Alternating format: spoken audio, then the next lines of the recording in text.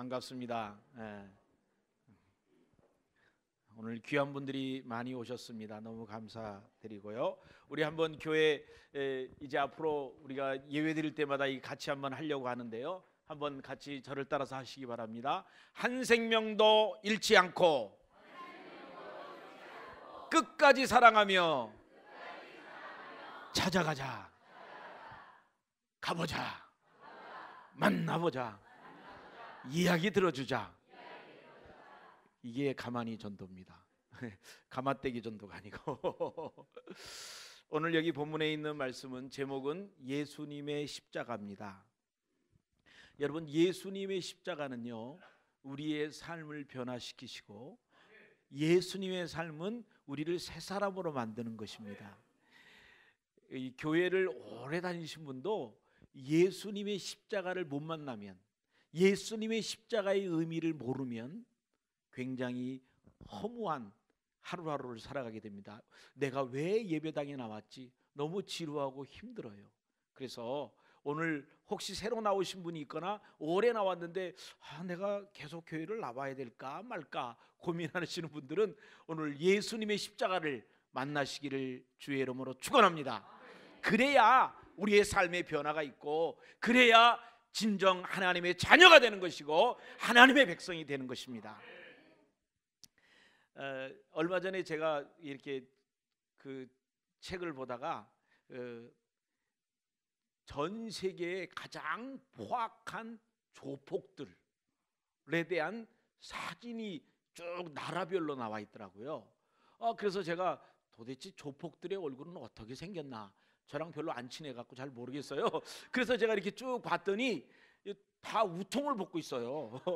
그래서 몸이 막 이상한 그런 걸 해놓고 이렇게 있는데, 그래서 그분들을 이렇게 쭉 이렇게 하나하나 나라별로 넘겨봤는데 러시아 마피아가 딱 보니까 가슴에 십자가가 있어요. 그래서 제가 마피아도 예수를 믿을 수 있구나라는 생각도 하지만 이 십자가를 혹 잘못 오해하고 있는 그런 사람들이 아닌가 생각을 합니다. 태국은 기독교인들이 많지 않기 때문에 제가 태국에 살 때 그 태국 사람들 이렇게 보다가, 저는 이제 대학생들 만나니까 대학생들 이렇게 보다가 이 여자애들이 십자가를 이렇게 목걸이 한 애들이 있어요. 그럼 내가 너무 반가워갖고, 야, 아니 너 교회 다녀? 너 예수 믿어? 어느 교회 다녀? 막 반가워갖고 제가 이렇게 물어보면 걔가 괜히 저를 이상하게 쳐다보면서 저는 교회 안 다니는데요. 아니 교회 안 다니는데 왜 십자가를 메고 있는 거야? 이 십자가가 이제는 사람들에게 그 패션처럼 됐어요. 근데 여러분, 예전에 예수님이 계실 때의 십자가는 치욕스러운 것이었습니다. 예수님이 계실 때의 십자가는 고통스러운 것이었습니다. 흉악한 것이었습니다. 십자가에 가까이 가는 사람들은 정말 구제받을 수 없는 그런 사람들이 십자가를 지는 것이었습니다. 그런데 오늘 예수 그리스도가 이 땅에 오심으로 우리에게 친근한 십자가가 되었습니다. 예수님 때문에 우리가 변화가 되었고, 예수님 때문에 우리가 하나님의 백성이 된 것입니다. 여러분, 오늘 예수님의 십자가의 의미가 무엇인가 세 가지로 본문을 통해서 살펴보려고 합니다. 첫 번째, 예수님의 십자가는 죄인을 위한 사랑의 표현이었습니다. 예수님께서 이 땅에 오심으로, 예수님께서 이 땅에서 하셔야 될 일은 고통 가운데 십자가를 지는 것이었습니다. 때문에 예수님이 이 땅에 오시는 것 자체가 사랑이었고 하나님의 놀라운 인내와 놀라운 계획의 결과였습니다. 사실 하나님께서 우리 인간들을 만드실 때에 너무나 인간들을 사랑하시기 때문에 에덴 동산을 만들어 놓고, 에덴 동산을 참으로 아름답게, 에덴 동산에서 참으로 평강을 누리며 살 수 있도록 그렇게 만들어 놓으셨습니다. 거기에는 슬픔도 없고요, 질병도 없고요, 고통도 없습니다. 거기는 평강이 있고요, 쉼이 있고요, 평화가 있고요, 기쁨이 있었던 곳이었습니다. 그런데 인간이 범죄함으로 말미암아 우리들은 하나님과 원수와 같은 사람들이 되었습니다. 범죄함으로 말미암아 이제는 이 땅에 죄가 들어오고 어둠이 들어오고 고통이 들어오고 질병이 들어오고 시기와 질투와 암투들이 이 땅에 들어오게 되었습니다. 그래서 하나님께서 이것을 해결하기를 원하셨습니다. 우리 인간의 근본적인 문제, 고통의 문제, 인간의 근본적인 질병의 문제, 죽음의 문제를 하나님은 해결하기를 원하셨습니다. 하나님의 오심은, 예수님이 이 땅에 오심은 사랑의 모습이었습니다. 하나님의 사랑은 우리의 어떤 것도, 어떤 문제도 거침이 될 수 없습니다, 여러분. 1963년 10월 19일 날 신문에 무서운 사건이 실렸습니다. 전방에 근무하고 있던 어느 대대장 중령 집에 강도가 들어서 도끼로 5명 가족, 그 집의 가정부를 다 몰살시키는 처참한 것이었습니다. 온 국민들이 경악을 했습니다. 어떻게 이런 일이 있을 수 있는가?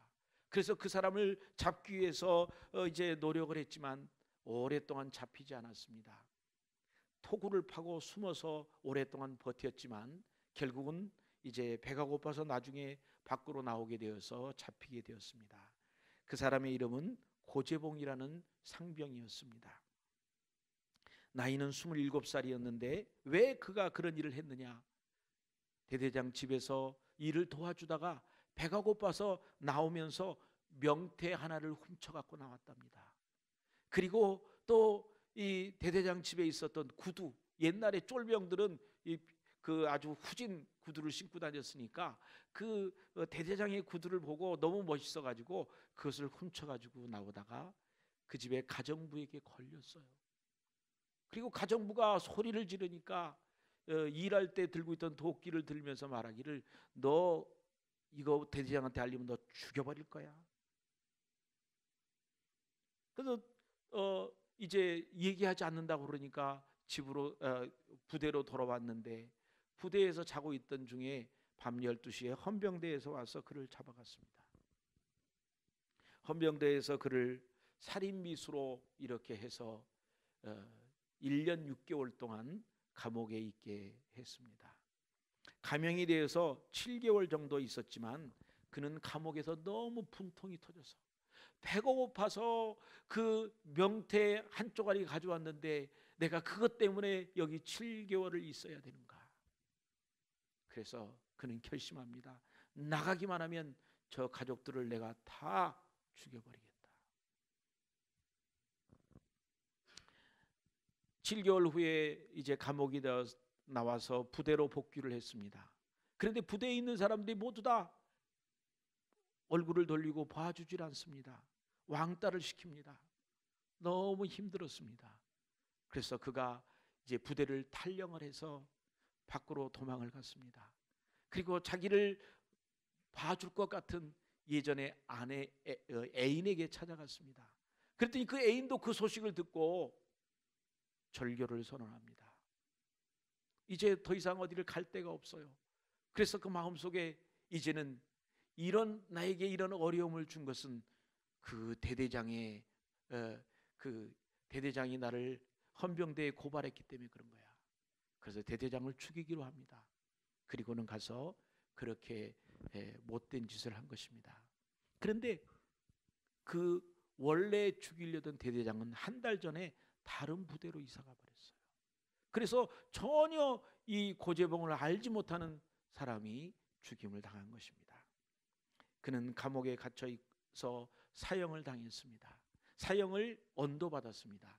그런데 신문에 그 당시에 신문을 이렇게 스크랩을 한 걸 보니까 재판을 받으시면서도 웃었어요. 그래서 신문에 이렇게 찍어가지고 크게 대문짝만하게 나왔어요. 어떻게 이럴 수가 있는가? 그는 얘기했습니다. 나는 검사가 강도살인죄로 사형을 구형한다고 말하니까 손을 들고, 나는 강도살인이 아니라 나는 살인입니다. 나는 죽이려고 했다, 그 사람들을. 그렇게 마음이 아주 강팍해져 있습니다. 감옥으로 들어갔습니다. 이제 사형을 얼마 남겨놓지 않고 있는 상황에서도 그는 모든 사람 앞에 공포의 사람이었습니다. 사람들을 보면 내가 고재봉이야, 그럼 모든 사람들이 무릎을 꿇어야 되겠습니다. 그 사람이 지나가면 이 안에서 다 벌벌 떨어야 했습니다. 교도소장이 찾아왔습니다. 네가 고재봉이냐? 그래, 내가 고재봉이다. 그리고는 그 손가락으로 눈을 찔러버렸다는 겁니다. 아무도 그를 건드릴 수가 없습니다.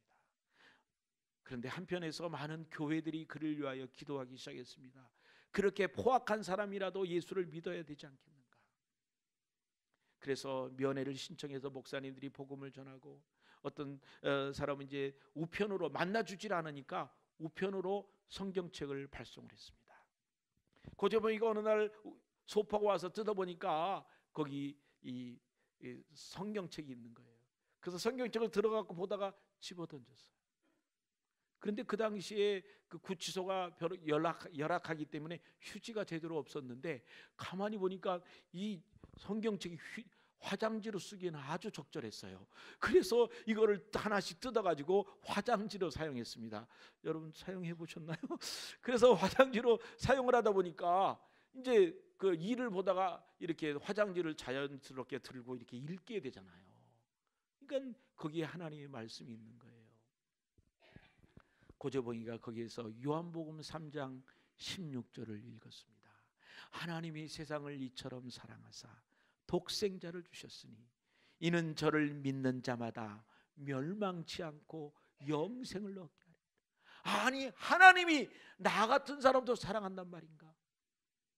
믿을 수가 없었어요. 마침 그때 감옥에 그 이인수 대령이라고 이분이 거기에 이렇게 감옥에 같은 병에 있었습니다. 그래서 이인수 대령님한테 물어봤대요. 대령님, 아니 나 같은 사람도 하나님이 사랑하십니까? 사실 이인수 대령님은 나중에 이제 간증도 하러 다니고 그랬는데, 이분은 아주 신앙이 좋은 분인데 겁이 나가지고 대답을 못했대요. 그리고 빨리 그 이제 병원 그 구치소에 있는 목사님에게 연락을 해서 목사님이 면회를 했어요. 그래서 당신 같은 사람도 하나님은 사랑하신다.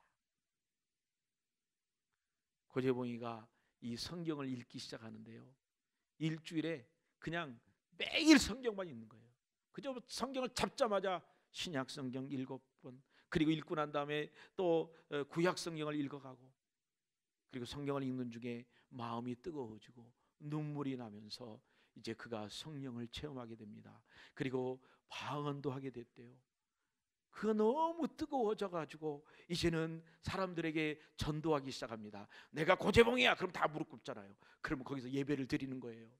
찬송을 부르고 예수 믿는 사람 나와. 그래서 저는 예전에 다녔는데 안 믿는데 관계없어.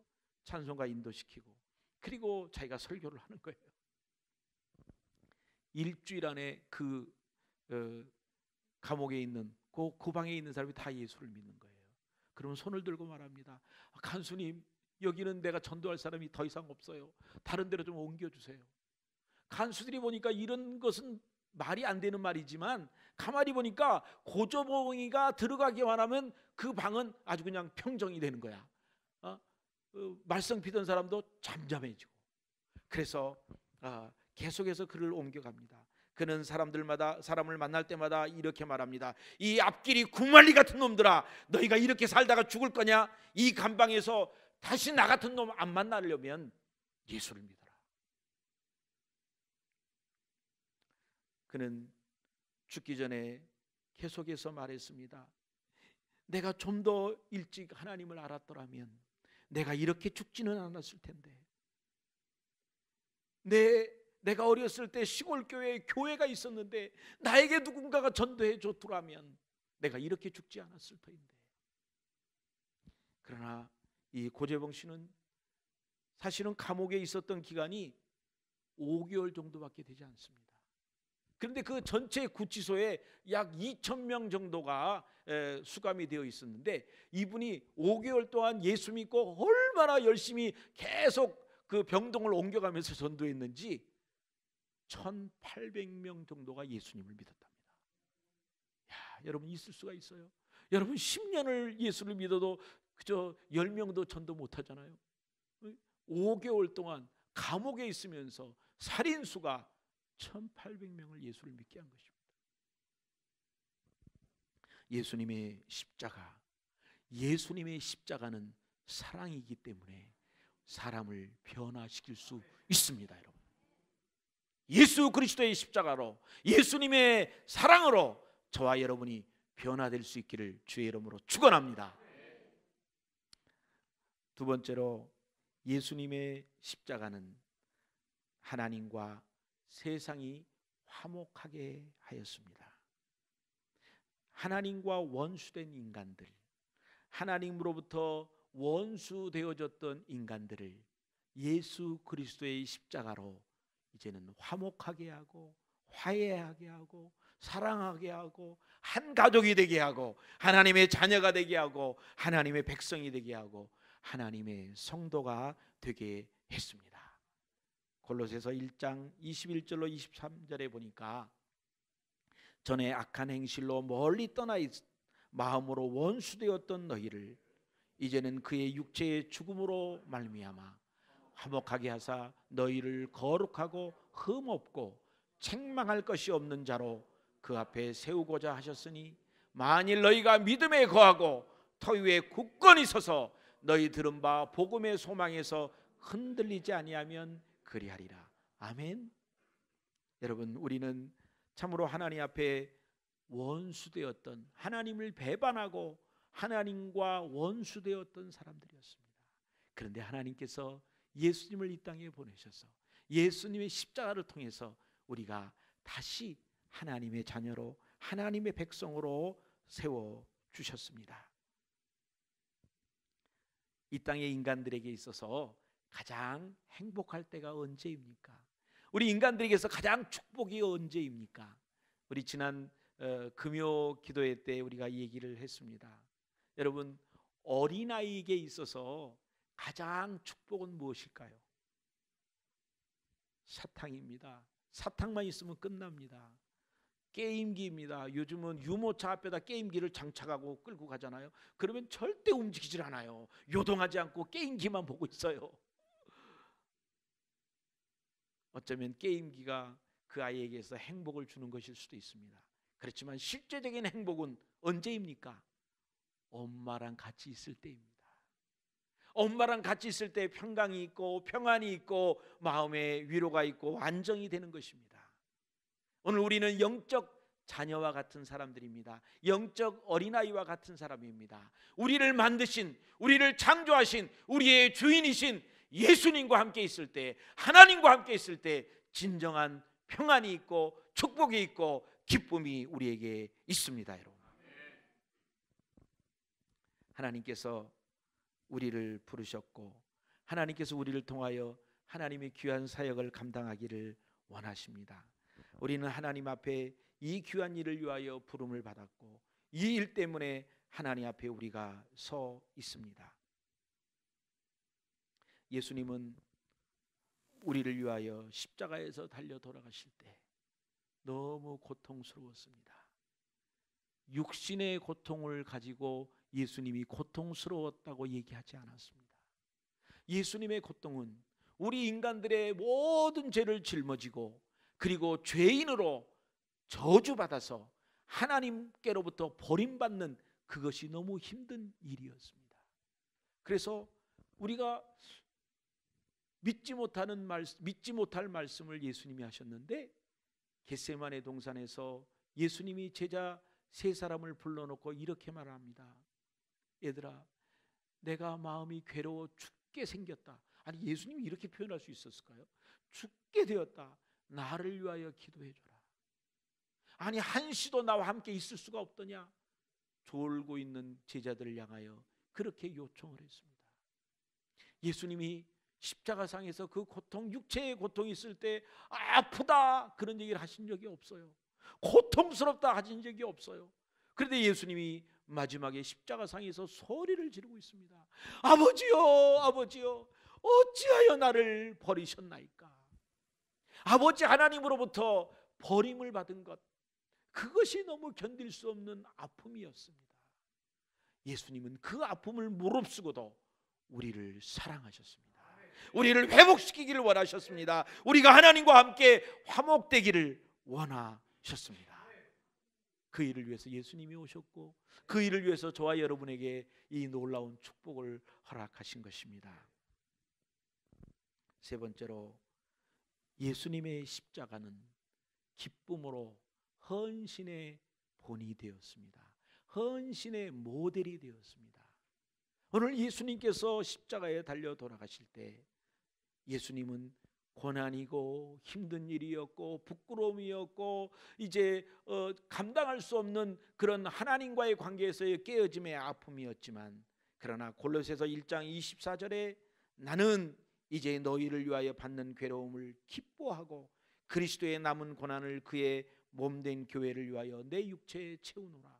사도 바울의 고백처럼 예수님도 그 우리를 위하여 죽는, 우리를 위하여 십자가상에서 돌아가심으로 말미암아 우리가 회복되는 것을 기뻐했다고 했습니다. 우리가 그리스도 안에 예수 그리스도와 함께 그 기쁨을 누릴 수 있기를 소원합니다. 이제 예수 그리스도를 통하여 우리 하나님의 자녀가 되었습니다. 하나님의 백성이 되었습니다. 이제 우리가 해야 될 일이 무엇입니까? 아직도 예수 그리스도를 모르는 사람에게 전하는 이 기쁨을 누려야 되지 않겠습니까? 실제로 복음을 들고 가면 기쁨보다는 사람들한테 따돌림을 받거나 왜 왔어요? 퉁명스럽게 말하거나 업신여김을 당할 수도 있습니다. 우리의 시간을, 우리의 물질을 낭비하는 시간이라고 생각할 수도 있습니다. 그러나 여러분, 많은 선교사들이 복음을 들고 많은 전도자들이 복음을 들고 그런 어려움들을 무릅쓰면서 또 가고 또 가고 또 갔습니다. 아프리카에 복음을 들고 왔던 선교사들의 평균 수명은 7년이었습니다. 식인종에게 또 이런 그 병마로 인해서 다 죽어갔습니다. 그래도 그 가장 많이 죽었다가 하는 그곳에 가장 많은 선교사가 또 갔습니다. 왜요? 하나님의 기쁨이 있었기 때문에 그러합니다. 영화 타이타닉의 마지막 장면 기억하시나요? 이제 배가 점점 가라앉아가고 사람들이 죽어가고 있습니다. 사람들이 살려달라고 소리를 지르고 있습니다. 그런데 바이올린을 켜던 사람이 그를 들고 일어납니다. 그리고 앞으로 나갑니다. 첼로를 든 사람도 앞으로 나갑니다. 그리고 그 자리에서 이제 바이올린을 켜기 시작합니다. 그리고 찬송가를 칩니다. 그리고 많은 사람에게 그 찬송을 들으면서, 그 죽음을 앞둔 사람들이 두려움 속에서 이 찬송을 들으면서 위로를 받으며 하나님의 부르심을 받게 했습니다. 누가 이렇게 용기를 내어 그 일을 할 수 있을까요, 여러분? 오늘 예수 그리스도의 십자가를 경험하는 저와 여러분이 되시기를 주의 이름으로 축원합니다. 허디슨 테일러가 선교사 면접을 볼 때에 있었던 이야기입니다. 선교사 면접을 보면서 당신은 왜 선교사로 가게 되었습니까? 그렇게 물어보니까 사람들이 네, 제가 선교사가 되기를 어려서부터 기도해 왔습니다. 네, 제가 이 중국 땅의 아프리카 지역에 많은 사람들이 아직도 예수님을 모르고 있다는 마음 때문에 견딜 수가 없습니다. 그래서 제가 선교사로 헌신했습니다. 허디슨 테일러가 그분들에게 이렇게 말했다고 합니다. 네, 맞습니다. 그래서 당신은 선교사로 가야 됩니다. 그런데 더 중요한 것이 있습니다. 예수 그리스도의 십자가가 당신의 마음속에 있습니까? 예수님의 십자가로 인하여 마음에 평강이 있고 예수 그리스도의 십자가로 인하여 여러분 마음속에 기쁨이 있습니까? 그 기쁨이 있다면 선교지에서, 오지에서 어떤 어려움이 있어도, 어떤 오해가 있어도 무릅쓰고 갈 수 있기 때문입니다. 오늘 저와 여러분에게 하나님께서 새로운 사명을 맡겨주십니다. 이제 복음 전하는 자의 사명을 우리에게 맡겨주십니다. 하나님께서, 우리가 고린도후서에 하나님께서 우리에게 주시는 말씀은 이제는 복음 전하는 사명자로 우리를 불러주신다 하는 것입니다.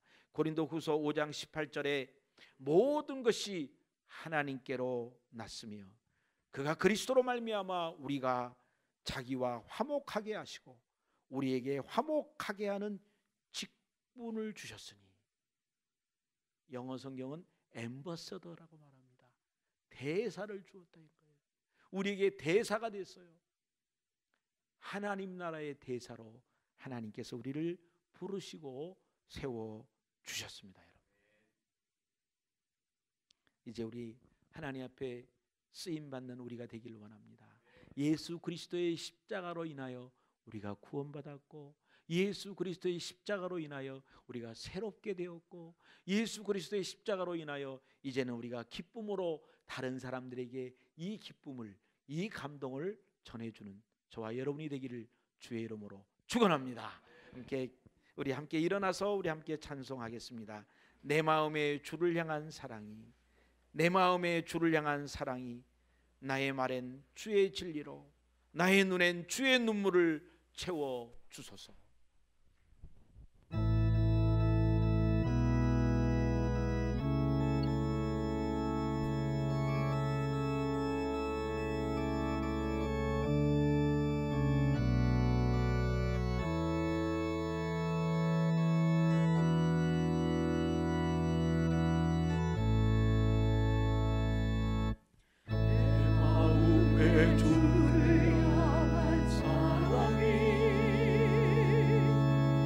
말엔 주가 주신 진리로,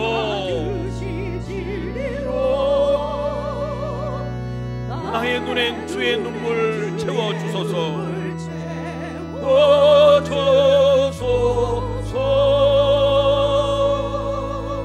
내 입술엔 찬양의 향기가,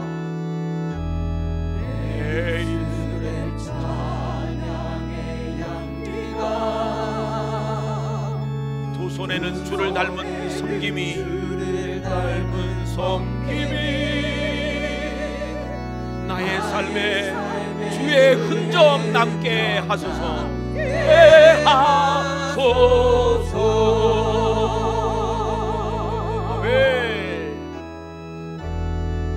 하나님의 사랑이 영원히 함께하리. 십자가의 길을 걷는 자에게, 여자의 삶을 사는 이에게,